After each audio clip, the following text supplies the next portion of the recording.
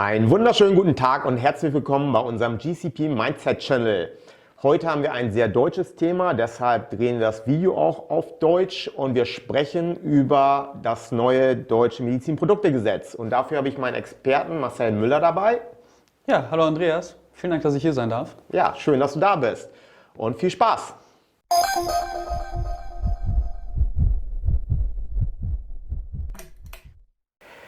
Marcel, schön, dass du da bist, um mit mir über das Thema, das neue Medizinprodukterecht zu sprechen. Ich denke, das ist ein ganz wichtiges Thema. Es wird einiges sich ändern und es wird aber allerdings ein wenig stiefmütterlich behandelt, weil alle sprechen nur noch über die MDR, also die Europäische Medizinproduktregulation und da wird sich ja wirklich in Deutschland gravierend was ändern.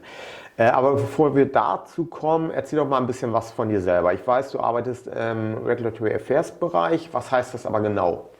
Ja, das bedeutet, dass ich mich im Rahmen von der Durchführung von klinischen Studien, klinischen Prüfungen um die Einreichungsverfahren letztendlich kümmere. Wir brauchen daher normalerweise von der Ethikkommission eine zustimmende Bewertung und von der Behörde eine Genehmigung. Bedeutet, ich kümmere mich um das Einreichungsverfahren, um die zeitliche Planung des Ganzen. Und wenn dann zum Beispiel solche neuen Regularien anstehen oder Gesetzesänderungen, die darauf einen Einfluss haben, dann muss ich mich eben auch frühzeitig damit auseinandersetzen, um entsprechend dann für zukünftige Projekte schon vorausschauend planen zu können. Ja, also du weißt schon genau Bescheid, was sich verändern wird, bevor es überhaupt implementiert worden ist. Ja, genau. Ja. Super, interessant. Aber lass uns jetzt über das wirkliche Thema sprechen, über das neue deutsche Medizinproduktegesetz, das kommen wird, im Mai, glaube ich. Warum wird es überhaupt ein neues Gesetz geben? Ja, also es ist so, dass ja die MDR am 26. Mai 2020 dann auch tatsächlich in Kraft tritt. Und wie eigentlich bei allen EU-Verordnungen die Staaten das Ganze dann auch in das nationale Recht irgendwie übertragen müssen. Dementsprechend wird es in Zukunft statt des bisherigen MPGs, des Medizinproduktegesetzes, das MDG oder MPDG, so wird es abgekürzt, geben, das Medizinprodukte-Durchführungsgesetz. Damit werden dann die Regelungen aus der MDA in das nationale Recht überführt. Und das Ganze findet ein bisschen analog statt. Die MDR fasst praktisch die alte Verordnung, die Medical Device Directive und aktuelle ISO-Standards zusammen, zumindest vereinfacht ausgedrückt. Und das MDG wird insbesondere im Bereich klinische Prüfung das alte MPG mit der MPK-PV zusammenführen und in einem tatsächlichen Gesetz formulieren, wo es früher eben nur die Verordnung gab. Okay, aber ist es nicht auch so, dass die MDA noch gar nicht so hundertprozentig umgesetzt werden kann, weil die Eudamed-Plattform noch gar nicht fertiggestellt worden ist? Haben wir jetzt also so eine Zwischenlösung mal wieder? Ja, das kann man auf jeden Fall so bezeichnen. Die Eudamed-Plattform, die du erwähntest, die wird ja für viele Schritte gebraucht, unter anderem auch für Safety-Meldungen und so weiter, für die Überwachung des Medizinproduktemarktes, für zugelassene Produkte und so weiter und eben auch für die Genehmigungsverfahren der Studien. Das heißt, das MDG wird jetzt voraussichtlich erstmal für 2 Jahre in Kraft sein und im Jahr 2022, genau 2 Jahre nach dem vollen Aktivwerden der MDR soll dann auch die Eudamed-Plattform soweit existieren und betriebsbereit sein. Also eine richtige Zwischenlösung. Genau, ja. Okay, was wird sich dann aber genau ändern, wenn die MDR zu 100% umgesetzt werden kann?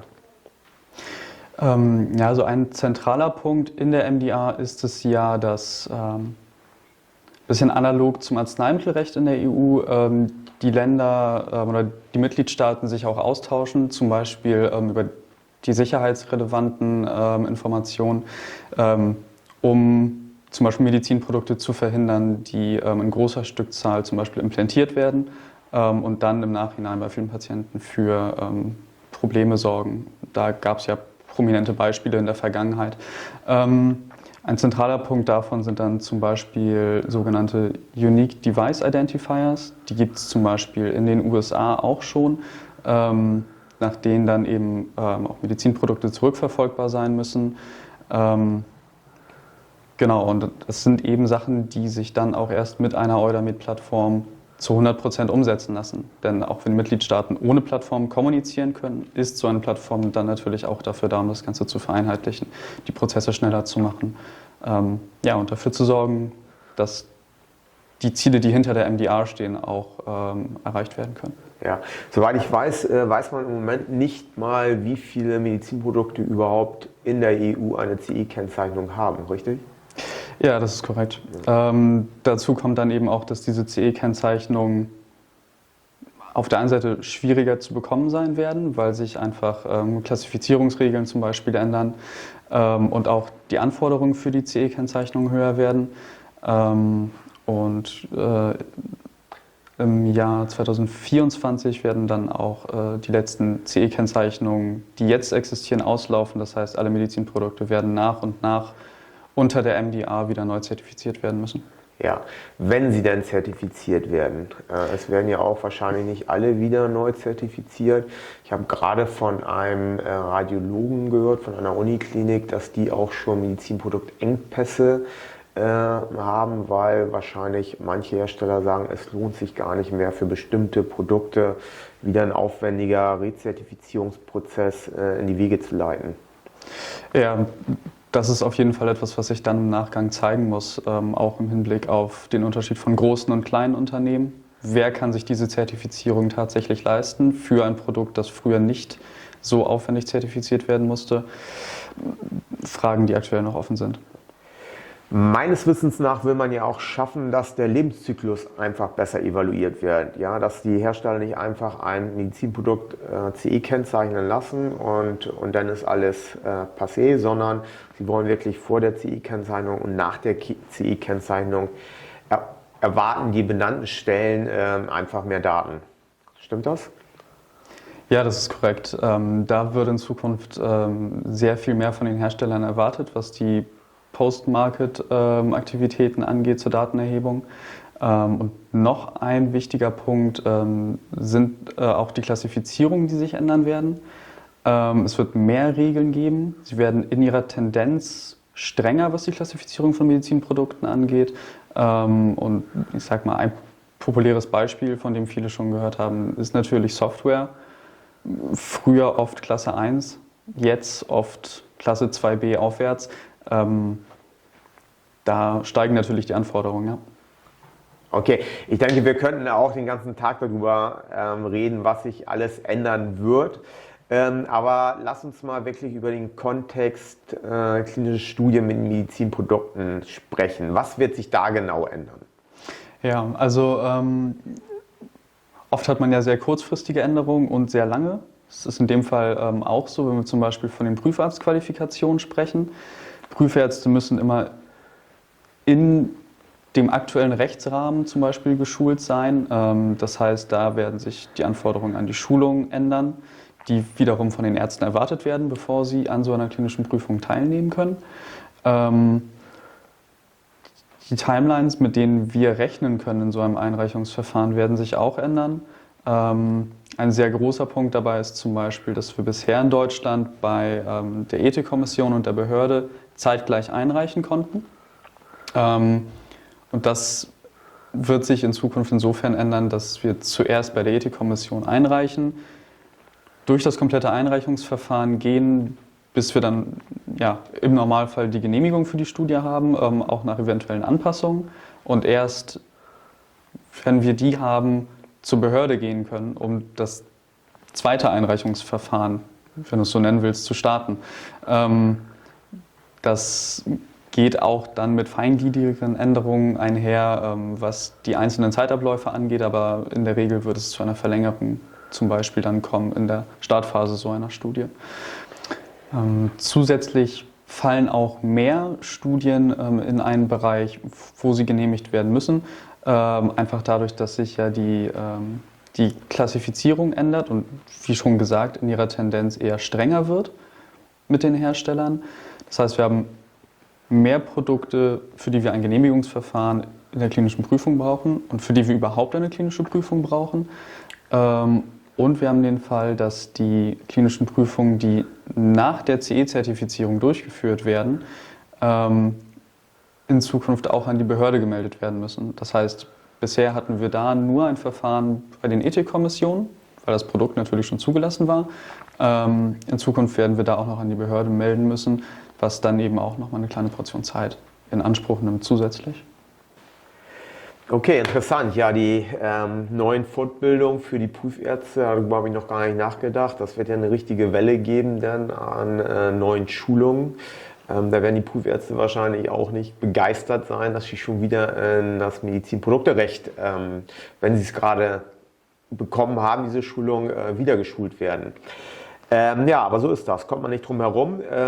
Also lass uns zusammenfassen. Wir haben eine neue Struktur, wir haben neue Begriffe, wir haben neue Timelines bei den Ethikkommissionen und Behörden. Was genau bedeutet das jetzt? Also kannst du das nochmal ein bisschen spezifischer erklären? Ja, genau. Zum Beispiel bei den Begriffen ist die sonstige Studie auch jetzt im Kontext von klinischen Prüfungen und Einreichungsverfahren vorhanden. Bisher gab es ja sozusagen nur die klinischen Prüfungen vor der CE-Kennzeichnung und nach der CE-Kennzeichnung, sogenannte wissenschaftliche Studien, die außerhalb dieses Zulassungs- und Evaluierungsverfahrens abgelaufen sind, die wurden nicht überwacht. Das wird sich in Zukunft ändern. Da sind wir dann auch wieder bei der Thematik, dass es einfach mehr Studien werden, weil die Anforderungen steigen. Und im Hinblick auf die Struktur hat sich auch einiges getan. Darf ich da nochmal eben zu den sonstigen Fragen was fragen? Also das wird wahrscheinlich auch so ein großer Grauzonenbereich sein, wo keiner genau weiß, wie viele Studien überhaupt akademisch durchgeführt worden sind mit nicht CE-gekennzeichneten Medizinprodukten, die jetzt auch nicht durchgeführt worden sind, um eine CE-Kennzeichnung zu bekommen, einfach, aber sie wurden gemacht. Und keiner weiß genau, wie hoch die Anzahl ist.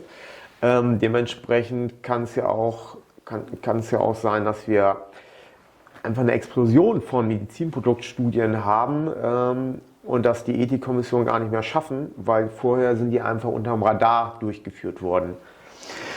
Das könnte durchaus passieren, ja. Es ist natürlich so, dass wenn man unter dem Rechtsrahmen vor der MDA diese Studien durchgeführt hat, stellt sich die Frage, ob die Hersteller das dann auch nach der MDA noch wollen, beziehungsweise ob diese Studien überhaupt zugelassen werden, je nachdem unter welchen Voraussetzungen sie durchgeführt werden. Das bleibt an der Stelle tatsächlich erstmal offen, aber die Explosion der Zahlen, die bleibt zu befürchten, ja. Genau, zur Struktur ist es so, dass, wie gesagt, ja das MPG mit der MPK-PV verschmolzen wurde. Dementsprechend hat diese Studien- oder Prüfungsthematik jetzt im MDG ein komplettes Kapitel. Das teilt sich letztendlich in 3 Abschnitte auf.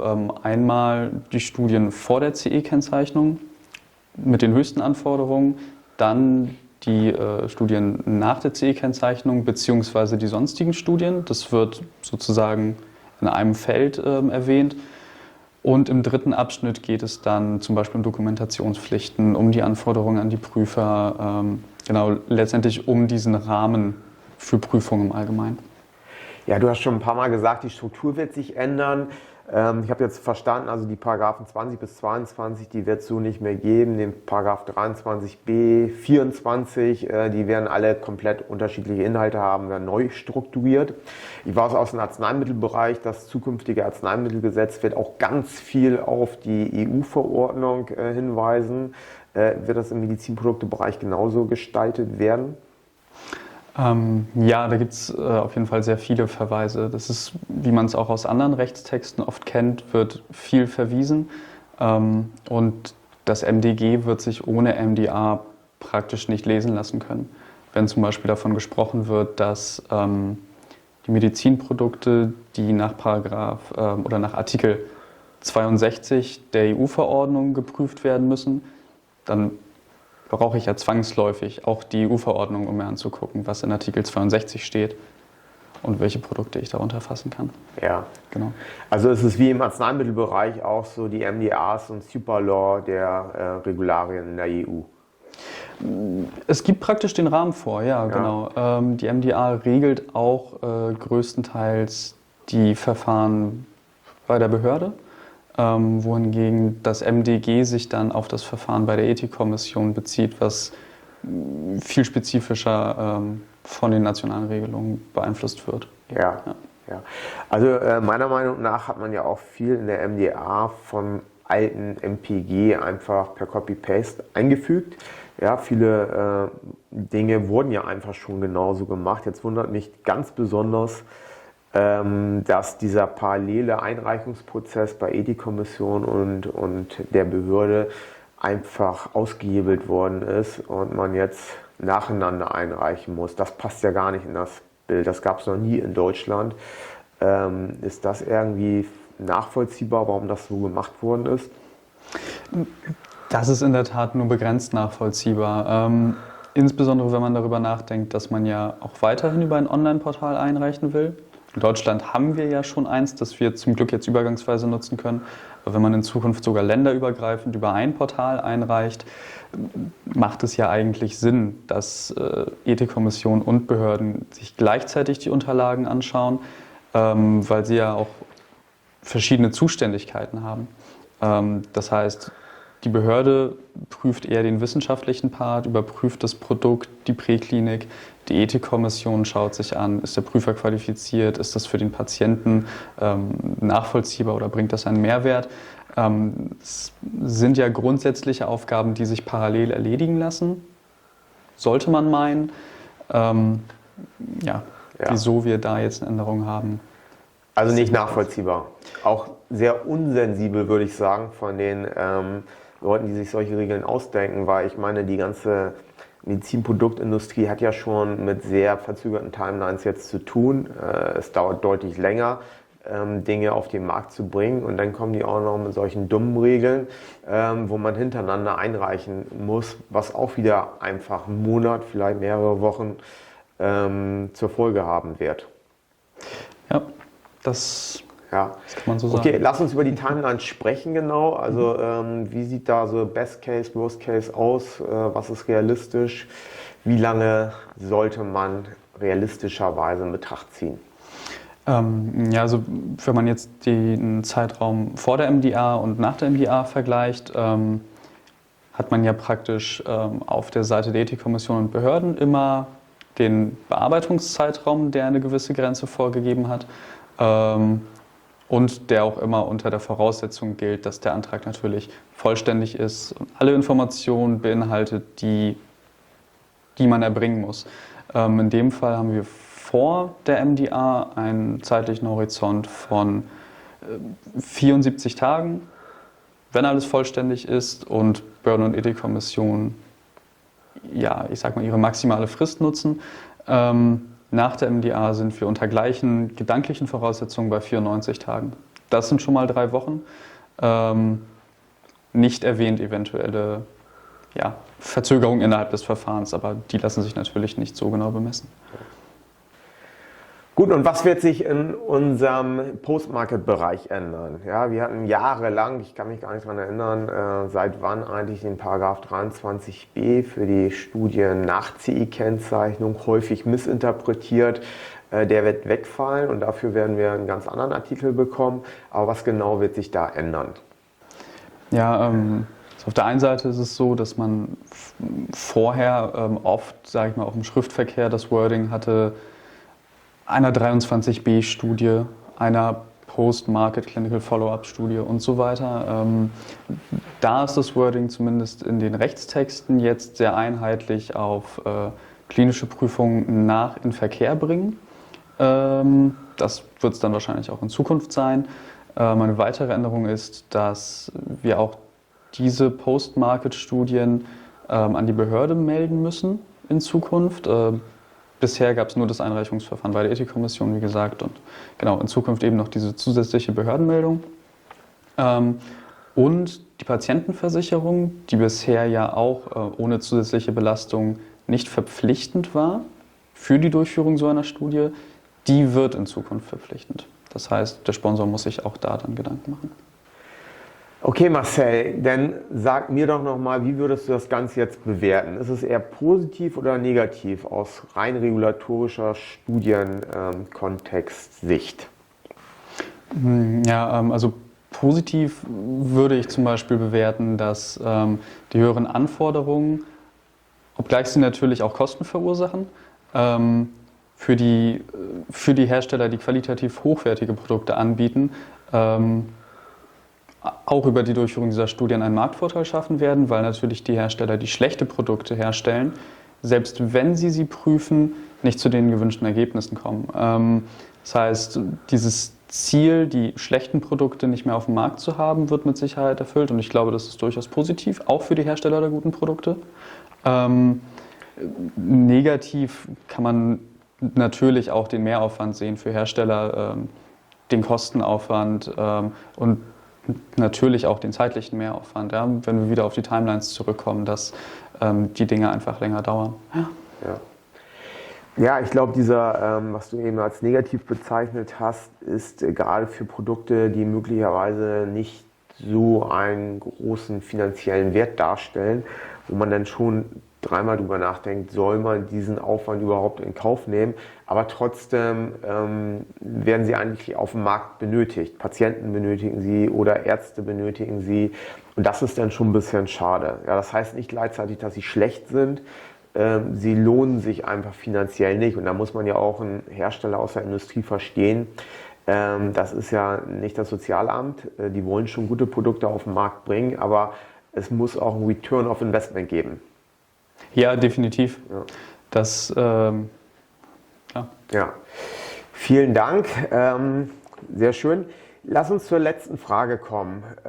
Was würdest du denn einem Sponsor, und viele von den Medizinproduktherstellern, die als Sponsor jetzt in Zukunft auftreten, haben wirklich wenig Erfahrung bis gar keine Erfahrung.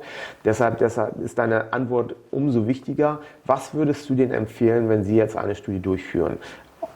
Von der regulatorischen Perspektive, also worauf sollten Sie achten, damit Sie möglichst einfach und schnell eine Studie starten können? Da würde ich zuerst mal empfehlen, die Ruhe zu bewahren.